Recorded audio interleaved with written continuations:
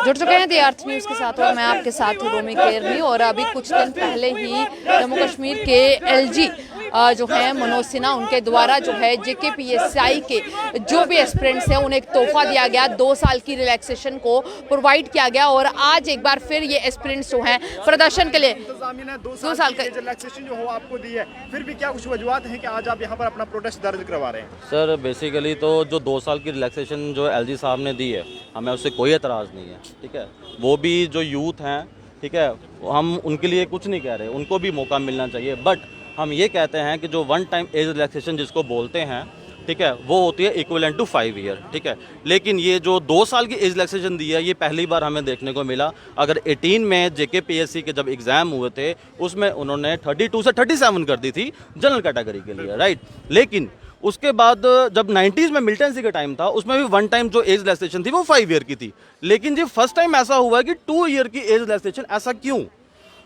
मुझे ये चीज़ समझ नहीं आ रही। इसलिए मानकर चले कि एलजी एडमिनिस्ट्रेशन ने सिर्फ एक जुमला खेला है कि किसी न किसी तरीके मैम, इसके लिए तो मैं ऑब्वियसली यही कहूँगा, मैं क्या सभी यही कहेंगे, अगर एज रिलैक्सेशन आप बताइए होती है 1 टाइम सेटलमेंट जो है वो 5 ईयर की है, तो ऐसा क्यों? आप बाकी स्टेट्स में देखिए, हम ये नहीं कहते कि जे.एंड.के में, आप बाकी स्टेट में देखिए, महाराष्ट्र देखिए, बिहार देखिए, सभी देखिए, वहाँ पे ऐसा है कि नॉर्मल एज भी वहाँ पे 32 है, हमारे यहाँ पे तो ऑलरेडी 28 है, ठीक है। लेकिन हम ये नहीं कह रहे कि वहाँ पे ऐसा क्यों, यहाँ पे। लेकिन अगर आप 1 टाइम एज रिलैक्सेशन दे रहे हैं, at least you have to give 5 year to us. Sir क्या लगता है कि एलजी इंतजामिया की जानिब से ये कदम उठाया गया है केवल ऊँट के मुंह में जीरा डालने के बराबर है? मैम सर ऐसा मैं कुछ नहीं बोलूँगा, ठीक है। लेकिन मैं इतना ही कहूँगा कि एलजी साहब, हम भी अब आपके भी बच्चे होंगे, हम सब आपके बच्चे हैं। एटलीस्ट आप please don't play with the sentiment the future of the J&K youth. मेरी रिक्वेस्ट है सभी से, जितने भी गवर्नमेंट ऑफिशियल, हमारे जितने भी ब्यूरोक्रेट्स हैं, सभी से, एलजी साहब से, यहाँ तो उनको ग्राउंड रियलिटी प्रॉपर्ली बताई नहीं जा रही है। अगर बताई जा रही होती तो एलजी साहब ये 2 साल का जो एज रिलैक्सेशन नहीं देते, क्योंकि 2009 से लेके 21 तक अभी तक सिर्फ एक ही बार ऐसे की रिक्रूटमेंट पॉलिसी हुई है।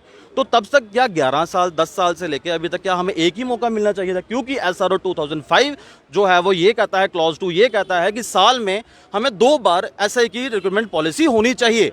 9 से लेके अभी तक कितनी हुई? सिर्फ एक बार। आप बताइए, इतने सालों तक यूथ है वो कहाँ जाए? क्या चाहते हैं आप, किस तरह के कदम उठाने चाहिए? हम सिर्फ यही डिमांड करते हैं एलजी साहब से कि जो 1 टाइम जो एज रेस्ट्रिक्शन है, जो इक्वलेंट टू 5 ईयर होती है, सर प्लीज़ वो दी जाए। हम सब आपके बच्चे जैसे हैं, आपके भी बच्चे होंगे। I hope you understand this better.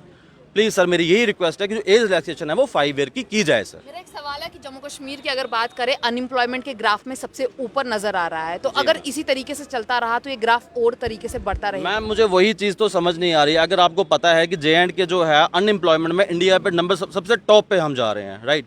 Mall nutritious value जो है हमारे छोटे बच्चों को नहीं मिल पा रही, उस पर भी हम इंडिया में सबसे टॉप पे जा रहे हैं।